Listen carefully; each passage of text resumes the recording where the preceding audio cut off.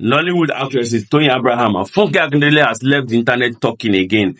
This happened after Toyin Abraham decided to appreciate strong women in the industry that have been competing over the years. And she wrote for Funke Akindele this piece that I'm about to read to you now. She said, if you guys knew the fierce competition to be number one in those days in the Yoruba industry, I don't know if it still exists though. The fierce competition created camps, enmity, and many professional gossip. The number one cause of fight in the industry then was he said, she said, before the social media era.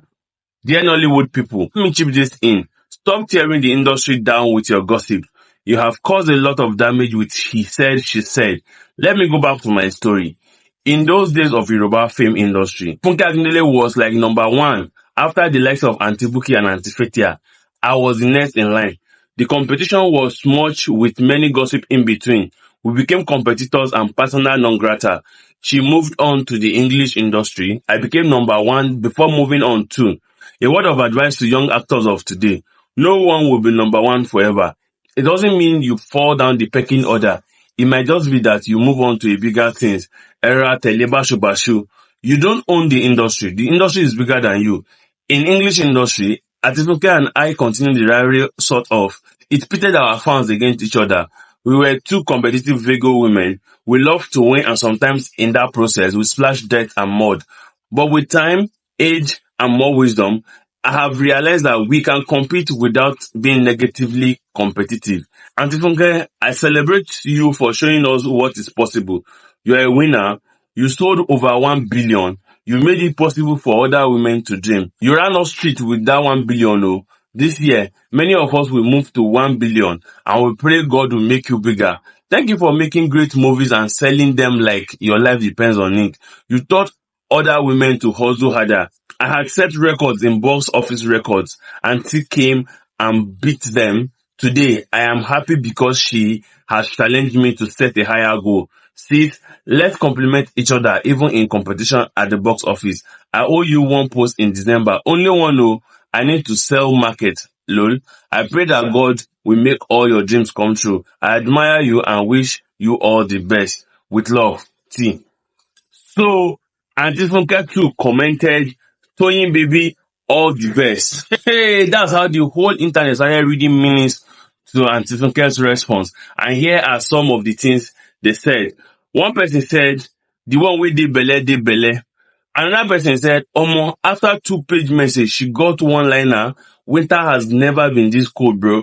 Another person said, am I the only one that seems something wrong in her response? Somebody said, upon waiting Toyin Abraham right, Funke just replied with 6 words. Now, wow. Another person said, a part of me just feel like Funke did not mean it, sha. It's all fake love in that industry. Another person said, that's why Funke Akindele will always be the big sis. Gen Z will never understand the competition Toyin was talking about. Another person said, this reply, she definitely understands what Toyin was trying to do. She wants to create an image in the mind of people that they are equal when it comes to movie production. But no, they are miles apart. I don't know about acting, but directing and production. Another person said, after writing an essay, now all the best there. Toyin for just type and say, okay, let's bury the hatchet and be friends. Note, I respect both ladies and I have been opportune to work with Auntie Funke in one of our movies. Another person said, Funke seems to be someone who is sincerely happy for others. Another person said, not everyone knows how to write long epistle. Doesn't mean she don't mean well. Another person said, Toyin's epistle is a reply to Funke Akindele's post, not the other way around. Another person said, Funke Akindele understands perfectly well what Toyin Abraham was trying to do. That part, she moved into English movie industry and I became number one. I mean, you don't need to salaye baby. It's obvious you are wishing you are number one. All the best, baby. Another person said, were they fighting? Well, I just feel that long episode Toyin role was unnecessary. They should have just sit and talk over it. Another person says, Funke just want make Toyin know, say she no get time for all this unnecessary fight here, beef there. Classy response. So one person said, maybe Toyin is the one in competition. I think Funke is just enjoying herself and using her given talent industriously. Toyin may need to watch Battle on Booker Street for more lessons. Another person said, Funke needs a lot of prayers. May God continue to keep her from falling. Those Yoruba Nollywood people no wish her well at all. And that is the last comment I captured. And here is my take.